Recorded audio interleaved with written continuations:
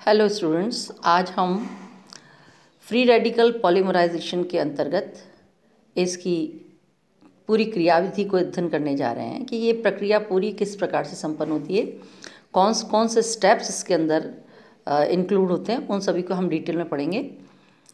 तो free radical polymerisation की mechanism को जानने के लिए हमें किसी एक इनिशियल या ऐसे पदार्थ जो प्रारंभिक पदार्थ जिसको इनिशिएटर कहते हैं उसकी आवश्यकता पड़ती है जो कि फ्री रेडिकल प्रोड्यूस कर सकें। स्टार्ट करने के लिए हमें मुक्त मूलक चाहिए जो मुक्त मूलक उत्पन्न करें और यही मुक्त मूलक जो है वो क्रिया को प्रारंभ करते हैं। जनरली देखा गया ये प्रक्रिया 3 पदों में संपन्न होती है। इसके 3 स्टेप हैं। फर्स्ट इज़ इनिशिएशन जो कि स्टार्टिंग हमारा पद है। इस पद में बेंजोइल पेरोक्साइड को हम एज ए इनिशिएटर के रूप में प्रयोग करते हैं, जिसमें पेरोक्साइड का मुक्त मूलक किसी भी एक मोनोमर से अभिक्रिया करके एक बड़ा मुक्त मूलक बना देता है। For example this is ROR is a benzoyl peroxide. इसको जब हम बीच में से विखंडित करते हैं, तोड़ते हैं, तो हम 2RO जैसे 2 फ्री रेडिकल बन जाते हैं और ये किसी भी सबस्ट्रेट के ऊपर, जैसे हमारा सबस्ट्रेट क्या है CH2 डबल बॉन्ड CHX, इस पर आक्रमण करते हैं और किसी एक कार्बन पर जाकर वो जुड़ जाते हैं, उसकी संयोजकता पूर्ण कर लेते हैं। जैसे CH2 पे जुड़ गया तो अब CH पर इलेक्ट्रॉन की कमी हो गई और ये जो इलेक्ट्रॉन्स हैं वो किसके पास आ गया, फ्री रेडिकल किस पर बन गया, कार्बन, उस कार्बन पर इसकी हैलाइड समूह जुड़ा हुआ है। Next is propagation. अब ये जो प्रारंभिक पद में जो हमारा नया मुक्त मूलक बना है वो सेकंड अगेन, अब वो फ्री तो बैठेगा नहीं, एक्टिव होता है, बहुत रिएक्टिव होता है, तो वो क्या चाहता है कि वो अगेन किसी दूसरे अणु से योग करे, तो वो दूसरे मोनोमर के साथ अभिक्रिया करके और बड़ा मुक्त मूलक बना लेता है और इस प्रकार लगातार वो जुड़ते जाते हैं और जुड़ने के कारण एक बड़ा करके बड़े मुक्त मूलक बनते चले जाते हैं और इसके साथ ही श्रृंखला में वृद्धि होती जाती है और एक बड़े पॉलीमर का निर्माण होता है। देखो हमारा मूलक क्या था, ROCH2 CHX एक रेडिकल है, उसने वापस CH2 डबल बॉन्ड CHX के साथ अभिक्रिया की, CH2 पे जुड़ गया और CHX आगे एक नया मूलक बन गया। अब ये जो बड़ा मूलक बना है वापस CH2 डबल बॉन्ड CHX के साथ अभिक्रिया करेगा। इसको मैंने N पद लिख दिया, मतलब इसकी कोई लिमिट नहीं है, N में भी एनी नंबर, कितना भी नंबर, जितना भी हमको बड़ा पॉलीमर बनाना वो हम यूज़ कर सकते हैं। और ये जुड़ने के बाद हमारे साथ स्थिति ऐसी आती है N+1, यानी कितने जुड़े हैं वो पद हमें बन के तैयार मिल जाते हैं। पॉलीमर बन गया, संचरण प्रोपोगेशन बढ़ता गया, अंत में जब हम इसको समाप्त करना है तो हम इसको बोलते हैं टर्मिनेशन स्टेप।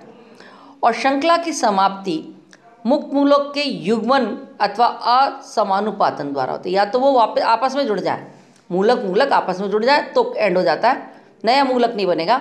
यह असमानुपातन द्वारा तो समझाते हैं कि व्हाट इज कपलिंग। एक मूलक अगेन दूसरे मूलक के साथ आपस में मिल जाए, क्योंकि एक कार्बन पे एक इलेक्ट्रॉन, दूसरे कार्बन पे एक इलेक्ट्रॉन, तो देखो बीच का हिस्सा ना CHX ये आपस में मिल गया तो ये टर्मिनेशन हो गया। अभी इसके अंदर कोई मुक्त मूलक वाली प्रक्रिया नहीं है। डिस्प्रपोर्शनेशन या असमानुपातन में क्या होता है कि ये जो हमारा मूलक बना है ये मूलक क्या करता है, वापस से हमारा जैसे ये लिख रखा है 2 अणु हैं इसके, 2ROCH2H N होल N CH2 CHX रेडिकल है। अब ये क्या करते हैं कि इनमें से एक H जो है वो एक कार्बन का निकल जाता है, जैसे CH2 है ना, इससे एक H निकल जाता है और डबल बॉन्ड आ जाता है और एक H जो है दूसरे अणु पे जाकर जुड़ जाता है, जिससे दोनों का ये अनसैचुरेशन स्थिति में मूलक खत्म हो गया और ये सैचुरेटेड फॉर्म के अंदर ये मूलक की समाप्ति हो जाती है। डिस्प्रपोर्शनेशन रिएक्शन से भी हम देखते हैं रेडिकल का समापन हो जाता है। नेक्स्ट है आयनिक पॉलीमराइजेशन।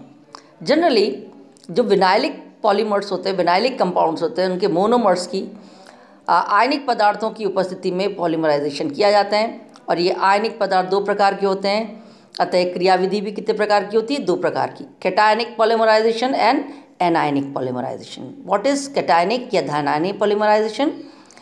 ये अभिक्रिया लुईस एसिड यानी कि कोई इलेक्ट्रोफाइल जिनको इलेक्ट्रॉन चाहिए, लुईस एसिड के द्वारा प्रारंभ होती है।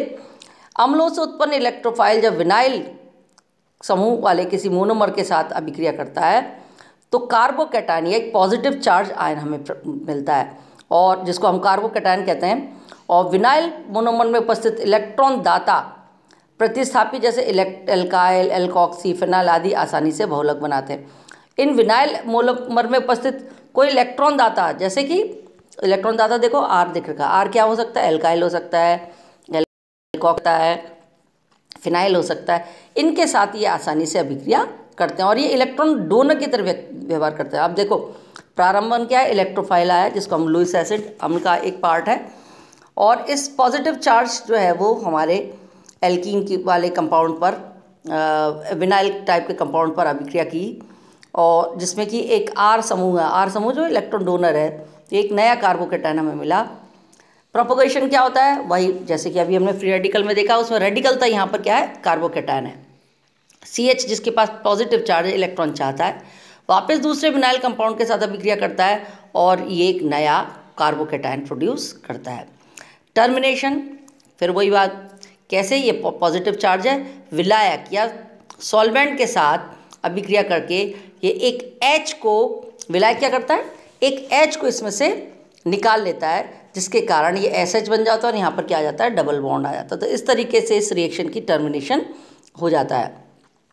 एनायनिक पॉलीमराइजेशन, ये क्या है? इस अभिक्रिया को प्रारंभ करने वाला पदार्थ ऋणायन या लुईस बेस होगा, जो इसके पास इलेक्ट्रॉन होते हैं, और इन अभिक्रियाओं में N butyl lithium, lithium amide, sodamide इत्यादि का उपयोग किया जाता है तथा कार्बो एनायन मध्यवर्ती बनते हैं।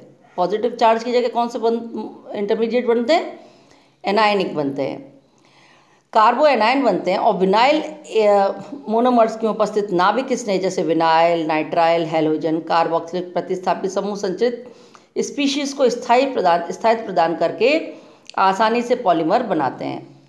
और विनाइल के अंदर अगर जो आर है वो आर कैसा होना चाहिए? आर में भी विनाइल, आर में भी नाइट्राइल, एड में भी Cl, Br, कार्बोक्सिल प्रतिस्थापित समूह संचित स्पीशीज को स्थापित, क्योंकि अगर इसके ऊपर आर अगर अनसेचुरेटेड है, कंपाउंड है, तो वो और इस नेगेटिव चार्ज को क्या करेगा? डीलोकलाइज करके इस स्पीशीज को स्थायित्व प्रदान करेगा। तो अब क्या प्रारंभ क्या होता है? बेस ले लेते हैं, which is known as nucleophile. Negative charge species है, ये हमारे डबल बॉन्ड वाले कंपाउंड पर विनाइल हैलाइड के ऊपर अभिक्रिया करेगा और कार्बेनियन बनाता है, कार्बेनियन जिसमें कार्बन के पास इलेक्ट्रॉन की अधिकता है। प्रोपोगेशन कैसे होगा? वापस दूसरे अणु जिसके ऊपर इलेक्ट्रॉन की कमी है, जैसे CH2 पर इलेक्ट्रॉन की कमी है, तो वो CH2 का इलेक्ट्रॉन देकर CH के पास एनायन बना लेगा। टर्मिनेशन कैसा होगा? टर्मिनेशन ऐसे होगा कि SH जो कि हमने पहले देखा था, वो सॉल्वेंट के जिसके पास H है, वो H जो है वो हमारा आसानी से एक H इस C के पास दे देगा, क्योंकि हाइड्रोजन जो है वो पॉजिटिव चार्ज के रूप में CH नेगेटिव कार्बो एनायन के ऊपर जड़ जाता है और इस तरीके से हमारे रिएक्शन का टर्मिनेशन होता है, सॉल्वेंट फॉर्म मॉलिक्यूल वापस निकल जाता है। तो इस तरीके से हम देखते हैं 2 प्रकार का पॉलीमराइजेशन है। आयनिक पॉलीमराइजेशन में दोनों कौन कौन से? कैटायनिक पॉलीमराइजेशन है, एनायनिक पॉलीमराइजेशन।